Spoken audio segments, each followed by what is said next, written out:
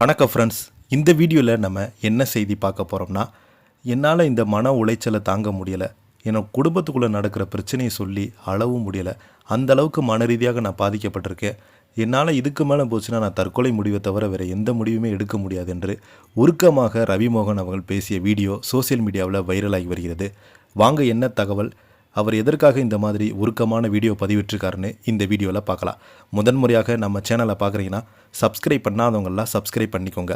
Bell button சிம்மலமிக்கி நம்ம சேனலோட நோட்டிஃபிகேஷனை எனபிள் பண்ணிக்கோங்க.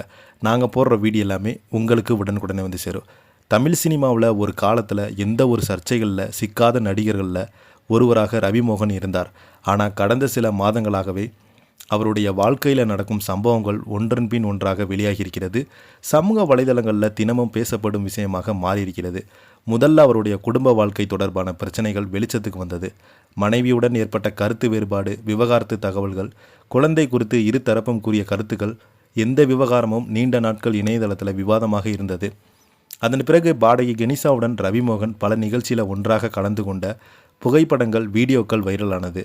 இருவருமே பற்றி பலவிதமான கருத்துக்கள் பரவியது. அந்த சூழ்நிலையில் திடீரென ரவிமோகனை விட்டு விலகுகிறேன் என்று கெனிசா வெளியிட்டுள்ள அறிக்கை ரசிகர்களிடம் பரபரப்பை ஏற்படுத்தியது. அதன் பிறகு முதன்முறையாக செய்தியாளர்களை சந்தித்த ரவிமோகன், இதுவரை பேசாமல் இருந்த பல விஷயங்களை வெளிப்படையாக பேசுகிறேன். என்னுடைய தனிப்பட்ட வாழ்க்கையில் நான் சந்திக்கும் பிரச்சனைகள் யாருக்கும் தெரியாது.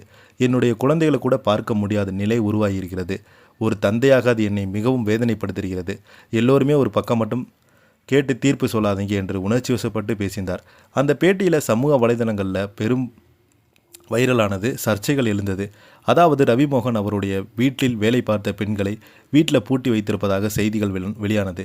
அதே நேரத்தில் தனது வீட்டில் நகை மற்றும் பணம் திருடி போனதாக ரவிமோகன் தரப்பில் தகவல்கள் வெளியானது. அந்த விவகாரம் பரபரப்பாக பேசப்பட்டது.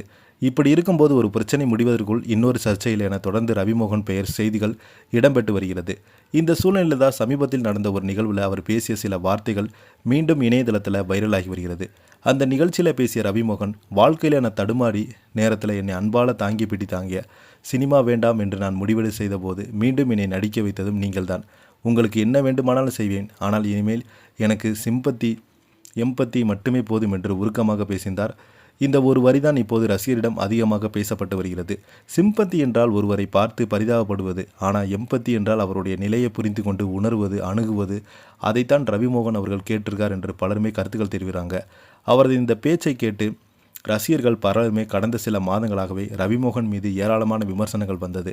ஆனால் அவர் சந்தித்த மன அழுத்தம் என்ன என்பது யாருக்கும் தெரியாது. அதனால் தான் சிம்பத்தி வேண்டாம், என்னுடைய சூழ்நிலையை புரிந்து கொள்ளுங்கள் என்று சொல்கிறார் என்று ஆதரவுகளை பதிவிட்டு வருகிறாங்க.